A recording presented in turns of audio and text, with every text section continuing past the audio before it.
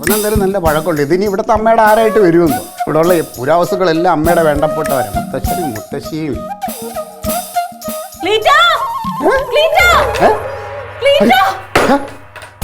ആ ഇവിടെ നിന്നായിരുന്നാ? ഇത് ഞാനൊന്ന് തുടച്ച് വൃത്തിയാക്കി വെക്കാം. പൊടി സൂക്ഷിച്ച് സൂക്ഷിച്ച്. കളിച്ച കളിയല്ലത്. എന്തടി കാര്യം പറയേ? അയ്യോ എന്താ കാര്യം പറ. നീ ടെൻഷൻ അടിപ്പിക്കരുത് തന്നെ.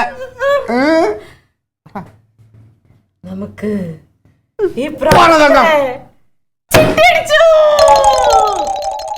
അടിച്ചാ 45,000 രൂപ.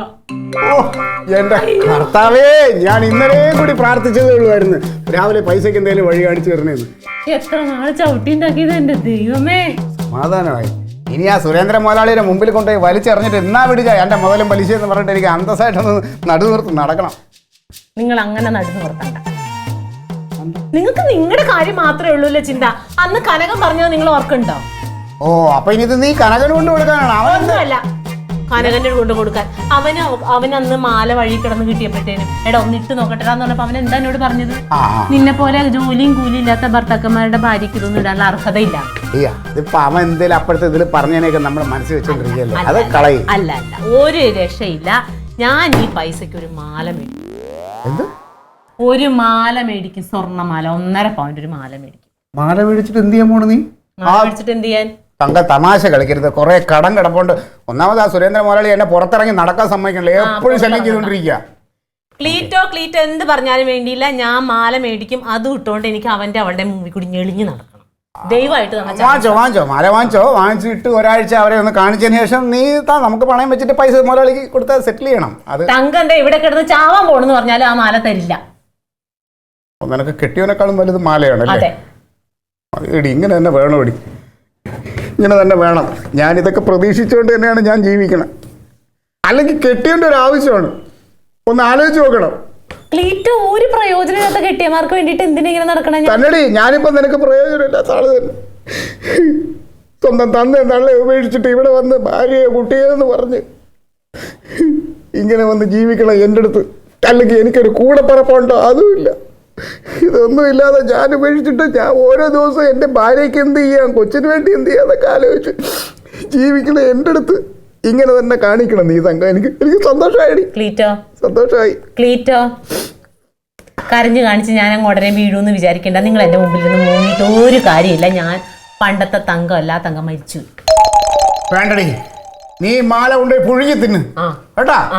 ഇത് കഴുത്തിട്ട് കഴിഞ്ഞാൽ ഇപ്പൊ എല്ലാം അങ്ങ് നിറയും. മാല നീ കൊണ്ട് പുഴുങ്ങി തിന്നടി. അല്ലെങ്കിൽ ഒരു കാര്യം ചെയ്യും, അത് കഴുത്തിട്ടുണ്ട് രാവിലെ ഈ ജംഗ്ഷനിൽ കൂടെ റോഡിൽ അങ്ങോട്ടും ഇങ്ങോട്ടും നടക്കത്താ. എന്റെ മാല കണ്ടോ കൊള്ളാമോ കാണിച്ചോണ്ട് നടക്കാം ആൾക്കാരെ. ഓടും. നിങ്ങൾക്ക് നഷ്ടമില്ലല്ലോ. നിങ്ങളുടെ സമ്മതം ആരാ ഇപ്പൊ ചോദിച്ചത്? നിങ്ങൾ സമ്മതിച്ചാലും ശരി, സമ്മതിച്ചില്ലെങ്കിൽ ശരി, ഞാൻ മാല മേടിക്കും. നീ മേടിച്ചോ? മാല വാങ്ങിച്ച് നീ എന്താന്ന് വെച്ചാ ചെയ്തോ? കെട്ടിയമാരാ അംഗീകരിക്കാത്ത കുറെ ഭാര്യമാര്. അയ്യോ, ഭാര്യനെ കൂടെ അംഗീകരിച്ച് അങ്ങ് മേളിൽ കയറ്റി വെച്ചേക്ക. പിന്നെ ഒരു പ്രയോജനമില്ലാത്ത മനുഷ്യൻ. അല്ലെങ്കിൽ സുരേന്ദ്രൻ മുതലാളിയുടെ കടം വീട്ടാൻ വന്നിരിക്കണം. ഞാൻ ഇപ്പോൾ പറയിപ്പിക്കരുത് എന്നെ കൊണ്ട്. ബാക്കിയുള്ളവൻ ചവിട്ടി ഇത്രത്തോളൊക്കെ കൊണ്ട് ഉരുട്ടി എത്തിച്ചപ്പോഴേ സുരേന്ദ്രൻ മുതലാളിയുടെ മുമ്പിൽ പോയി എന്താ നടു നിർത്തി നിൽക്കണോന്നോ? നിങ്ങൾ അത്രയും കുറച്ച് നിർത്തിയാൽ മതി. ഈ ചവിട്ടിയാനും നിന്റെ മാത്രമല്ലല്ലോ, ഞാൻ എത്ര പ്രാവശ്യം തേച്ച് തന്നിട്ടുണ്ട്, തച്ച് തന്നിട്ടുണ്ട്. അതിനൊക്കെ എന്റെ 50 രൂപ വെച്ച് മേടിക്കണില്ലേ തേക്കണേന്? കണക്ക് പറയടി. ഇങ്ങനെ തന്നെ കണക്ക് പറയടി. ഭർത്താവിന് വേണ്ടിട്ട് 50 100 ചെലവാക്കിയിട്ട് കണക്ക് പറയുന്ന ഒരു ഭാര്യ കേരളത്തിലെ ലോകത്തിലെ ഒരിടത്തും എന്ത് പറഞ്ഞിട്ടും കാര്യമില്ല. എന്നെ ഒരു വിധത്തിലും ചാക്കിലിടാൻ പറ്റൂല. ഞാൻ ഈ പൈസ കിട്ടിയ അന്ന് പോയി ഞാൻ ഇതും കുടിക്കണില്ല. ഇനി ഈ കുടിച്ച വെള്ളത്തിന് നീ കണക്ക് പറയും. എനിക്ക് വേണ്ട. ഇവിടെ ഒരു എന്റെ മാലയും വേണ്ട. കഴുത്ത് ആരെങ്കിലും അറുത്തോണ്ട് പോകുന്നത് നോക്കിക്കോ നീ മാല ഇട്ടോണ്ട് നടക്കുമ്പോ. ഞാൻ സഹിച്ച് ഇങ്ങനത്തെ കഴുത്തില്ലാക്കിയാ ജീവിതങ്ങൾ നല്ലത്. പോടാ. അവന്റെ ലൊടുക്ക് ഓട്ടോറിക്ഷ കാണിച്ചു തരാൻ ഞാൻ നിനക്ക്. നിന്റെ വണ്ടി പോലീസ് സ്റ്റേഷനിൽ കയറ്റും. പോടാ നോക്കാതെ. അവിടെ വരെ ഓട്ടോറിക്ഷ അവന് കൊണ്ടുവരാൻ ഇങ്ങോട്ട് ഇറക്കി എന്താ കുഴപ്പം? അപ്പൊ ഈ വഴി നന്നാക്കണോന്ന് ഇത്ര നന്നായിട്ട് വഴി നന്നാക്കാൻ നമ്മള് ബഡ്ജറ്റ് കൊടുത്തിട്ടുണ്ട്. അതിലടുത്തതിൽ നമ്മൾ ശരിയാക്കും. തൂമ്പ പിന്നെ കളിക്കുന്നു. ക്ലീറ്റസിനെ അറിഞ്ഞൂടാന് ഓട്ടോറിക്ഷ ആയിട്ട് വന്നേക്കുന്നു. പോയി. അയ്യോ എടി, നീ എവിടെ പോയിരുന്നതാ? എന്താ വാങ്ങിക്കാൻ? ഞാനൊരു സാധനം മേടിക്കാൻ വേണ്ടി പോയതാ. എന്തോന്ന് കാണിച്ചിട്ടേ? മാല മേടിച്ച് എടി മാല വാങ്ങിക്കാൻ പോയതാണെങ്കിൽ എൻ്റെ അടുത്ത് പറഞ്ഞിരുന്നെങ്കിൽ എനിക്ക് ഒരു ഇത് ആനപാലിരിക്കുന്ന ഒരു മോതിരം ഉണ്ടാക്കിക്കണം. അതെനിക്കിതാ, ഞാൻ എന്തെങ്കിലും മോതിരം ഉണ്ടാക്കിയിട്ടോളാം. നല്ലതാണോ അമ്മേ? തങ്കത്തിന്റെ ഒരു ആഗ്രഹം അങ്ങ് സാധിച്ചു കൊടുത്തമ്മ. ഒരു 1.5 പവൻ. 1.5 ഒരു 2.5 പട അല്ലേ? നല്ല മതിപ്പുണ്ട്. എന്താണെന്ന് അറിയില്ലേ? ചെയിനോ സ്വർണ്ണാണോ? എന്താ ഞങ്ങക്ക് സ്വർണം മേടിക്കാൻ മുക്ക് എന്റെ മാല തൊണ്ട നിനക്ക് എന്താ അർഹത? തൊടണ്ട നീ. അല്ല ഇതിന് മാത്രം പൈസ എവിടുന്ന നിങ്ങൾക്ക്? എനിക്ക് ഇച്ചിരി പൈസ വരാനുണ്ടായിരുന്നു, അത് വന്നു. ഞങ്ങൾ പോയി ഇച്ചിരി സ്വർണവും വാങ്ങിച്ചു, കൊച്ചിനൊരു ഉടുപ്പും വാങ്ങിച്ചു. എന്താ ഞങ്ങളൊന്നും നന്നാവണമെന്ന് നിനക്ക് സഹിക്കണില്ലേ അല്ലേ? ഇപ്പൊ മനസ്സിലായല്ലോ തങ്കം വിചാരിച്ചാലും നടക്കുന്ന്.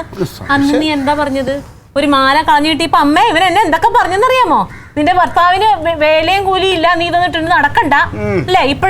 ഇപ്പൊ എനിക്ക് സാധിച്ചില്ലേ? എടി അത് നാട്ടുകാരുടെ മാലല്ലേ? ആരുടെ മാലയാണെങ്കിലും തല മറന്ന് എണ്ണ തേക്കരുത്. അതാ കളഞ്ഞു കിട്ടിയ മാലല്ലേ? എന്തെങ്കിലും ആയിക്കോട്ടെ. ഞങ്ങൾ വിചാരിച്ചാൽ ഇതൊക്കെ വാങ്ങാൻ പറ്റും കേട്ടോ. സ്വർണം വാങ്ങിയതാ കൊള്ളാം, പക്ഷെ എത്ര കാലം കാണുന്നുള്ളതാണ്. എന്താണ് ഒരുമാതിരി ചൊറിയണ വർത്താനം പറയണ? എന്താ നിന്നെ തീറ്റി പോയിട്ട് വളർത്തണുണ്ടല്ലോ അവള്, മതിയല്ലോ ഇതിനാ കൂടുതല്. ഏറി വന്നാ 4 ദിവസം ഉണ്ടാവും അവളുടെ കഴുത്തില്. 5ാമത്തെ ദിവസം അവനെ അത് ഉരുക്കി തൂക്കി വെക്കുക, അല്ലെങ്കിൽ വേറെ എവിടെയെല്ലാം കൊണ്ടുപോയി പണയം വെക്കുക ചെയ്യും. ചിലപ്പോ ഞാൻ തൂക്കി വിറ്റുന്നിരിക്കും, ചിലപ്പോ പണയം വെച്ചിരിക്കും. അതിനുള്ള അവകാശം എനിക്കുണ്ട്. എന്റെ ഭാര്യയുടെ മുതലാണ്. ഇതന്നെ ഞാൻ പറഞ്ഞത്. കണ്ടാ ഒന്നുമില്ല, എന്റെ ക്ലീറ്റോ നിന്റെ സ്വഭാവമുള്ള ആളൊന്നുമല്ല. അങ്ങനെ കഴുത്തേ കിടക്കണ സാധനം കൊണ്ട് വിൽക്കാനൊക്കെ കേട്ടോ. അഥവാണെങ്കിൽ ഞാൻ അങ്ങ് സഹിച്ചോളാം. ഇല്ലെങ്കിൽ നീ നോക്കിക്കോ, ബെറ്റടിക്കണ്ട. നീ ബെറ്റടിക്കണ്ട. നിന്നോട് പറയാൻ ഒരാഴ്ച നോക്കി, ഒരാഴ്ച ഇല്ലെങ്കിൽ 10 ദിവസം, അതിൽ കൂടുതൽ ഈ സാധനം നിന്റെ കഴുത്തിലുണ്ടാവില്ല. ശരി, എന്നാലേ ഞാൻ ഈ വെല്ലുവിളി അങ്ങ് ഏറ്റെടുത്തിരിക്കുകയാണ്. കാണിച്ചു തരാടാ. അമ്മ ഇങ്ങനെ അവന് സൈഡ് നിന്നോ എല്ലാത്തിനും. നീ എന്തിനാടാ ആവശ്യമില്ലാത്തൊക്കെ പറയാൻ പോയത്? അവക്ക് മനോവിഷമായില്ലേ അത്? അവക്ക് എന്ത് മനോവിഷമം? എന്റെ അമ്മ, ഞാൻ ഇങ്ങനെ എന്തെങ്കിലുമൊക്കെ പറഞ്ഞ് പിരികേറ്റുമ്പോ ഒരു 10 ദിവസം അവിടെ കഴുത്തിൽ അത് കിടക്കും. അത് അവിടെ കഴുത്ത് കിടക്കുന്നത് കാണാനുള്ള മോഹം കൊണ്ട് പറഞ്ഞാണ് ഞാൻ. നമ്മൾ മോഹിച്ചിട്ട് വല്ല കാര്യമുണ്ടാ? ഇല്ല, ഒരു കൊച്ചു വളർന്നു വരുന്നെന്നുള്ള ഓർമ്മ അവർക്കുണ്ടെങ്കിൽ അവരത് സൂക്ഷിച്ചു വെക്കും. അതേ എനിക്ക് പറയാനുള്ളൂ. എന്റെ കർത്താവേ, സത്യം പറയാലോ, ആണുങ്ങളിൽ ഇതുപോലെ അസൂയ പിടിച്ചെടുത്തത് ഞാൻ ആദ്യമായിട്ട് കാണുന്നുണ്ട്. അവന് സഹിക്കണടി. അവൻ എന്റെ മണ്ടയ്ക്ക് വെച്ചിട്ട് ഇനി അങ്ങനെ ഒരു കുറ്റപ്പെടുത്തലൂടെ. ക്ലീറ്റോ കേട്ടല്ലോ, ഇനി ഈ മാല ചാകാൻ പോണെന്ന് പറഞ്ഞാൽ ഞാൻ ഊരില്ല എന്റെ കഴുത്തേന്ന്.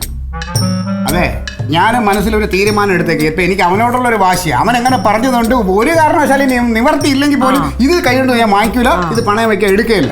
നോക്കട്ടെ, നല്ല ഡിസൈൻ ഒന്ന് നോക്കട്ടെ. ഞാൻ കാണിച്ചു തരാം. എന്തിനാ അങ്ങനെ കൈ പിടിച്ചാലേ കാണാൻ പറ്റുള്ളൂ. അതെ, ഈ അല്പന്മാരുടെ സ്വഭാവം നീ കാണിക്കല്ലേ. ഞാൻ കുറച്ചാൽ ക്ലീറ്റോയെ ആവശ്യത്തിലധികം സ്വർണം കണ്ടിട്ടുണ്ട്. നിനക്കറിയാമോ, എന്റെ 28 കെട്ടിന് എന്നെ സ്വർണം കൊണ്ടങ്ങ് പൊതിഞ്ഞ് എന്നെ കാണാൻ വയ്യാത്ത രീതിയിൽ ആ ഫോട്ടോ ഇപ്പോഴും ഉണ്ട് പാലായില്. എന്റെ കിരീടം വെച്ച്, പിന്നെ ഇത് വെച്ച്, എന്റെ കണ്ണ് മാത്രം വെളിയിലുണ്ടായിരുന്നടി. സത്യം. അതുകൊണ്ട് എനിക്ക് സ്വർണത്തിനോടുള്ള കൊതിയൊന്നുമില്ല. എന്നെ അങ്ങനെ കണ്ണ് കാണാൻ പാടില്ലാത്തോണ്ടൊന്നും സ്വർണ്ണം ഇടിപ്പിച്ചിട്ടില്ല. അതുകൊണ്ട് എനിക്ക് ഇച്ചിരി കൊതിയുണ്ട്. ക്ലീറ്റോയ്ക്ക് അറിയോ, ഇതൊക്കെ ഇങ്ങനെ ഓരോന്ന് ഉണ്ടാക്കിയിട്ട് വേണം എനിക്ക് എന്റെ മോളെ അന്തസ്സായിട്ട് ഒരുത്തിന്റെ കൂടെ കെട്ടിച്ചു വിടണം. അപ്പൊ മോളുടെ കാര്യം നീ നോക്കിക്കൊള്ളൂ അല്ലേ? അല്ലാതെ പിന്നെ ആരെപ്പോ നോക്കണേ? ഞാൻ തന്നെ നോക്കണ്ടേ? ഇതിട്ടുണ്ടല്ലോ, അവളും കൂടെ വരട്ടെ ജമന്തി. അവളുടെ മുമ്പിൽ കൂടി ഞാൻ 5-6 പ്രാവശ്യം ഒരു കാര്യമില്ലാതെ അവളില്ലാത്തത് നന്നായി. ഇല്ലെങ്കിൽ ആ അസൂയം കൂടെ ഇത് കേൾക്കേണ്ടി വന്നു. എന്തിനു അസൂയപ്പെടട്ടെ ക്ലീറ്റോ? നമ്മളെ കൊണ്ടും പറ്റും എന്നുള്ളത് ഇവരൊക്കെ ഒന്ന് അറിയട്ടെ. അവൻ എന്നെ പറഞ്ഞതേ ഞാൻ പണയം വെച്ച് കളയുന്നു. ഇപ്പൊ കേട്ടപ്പോ നിങ്ങക്ക് വിഷമമുണ്ടല്ലേ? അന്ന് ഞാനേ ഒറ്റയ്ക്ക് അവിടെ ഇരുന്ന് ഇതെല്ലാം കേട്ട് വിഷമിച്ച്. കർത്താവേ, എനിക്ക് അങ്ങനെ ഒരു സാഹചര്യം വരാതിരിക്കണമെന്ന് ഞാൻ പ്രാർത്ഥിക്കുന്നു. കൊള്ളാവോ ക്ലീറ്റോ? നല്ല പൊലിമയുണ്ടല്ലേ? സച്ചിൻ ടെണ്ടുൽക്കറിന് ഇതുപോലത്തെ സച്ചിൻ ചെയ്യുന്ന ഇതിന് പറയണേ. അതല്ലേ? ഓ, അങ്ങനെ പേര് കിട്ടിയാണ്. ഞാൻ പിന്നെ എന്തിട്ടാലും നല്ലതാ. ഞാൻ പ്രശസ്തനാവാത്ത ഒന്നായില്ലേ ക്ലീറ്റോ ചെയിൻ എന്നൊക്കെ പറഞ്ഞ ബോറാവൂല്ലേ? അല്ലേ, ഞാനൊരു കാര്യം ചോദിച്ചോട്ടെ. ഒന്നുമില്ല, അവൻ പറഞ്ഞു തന്നെ മനസ്സിലുണ്ട്.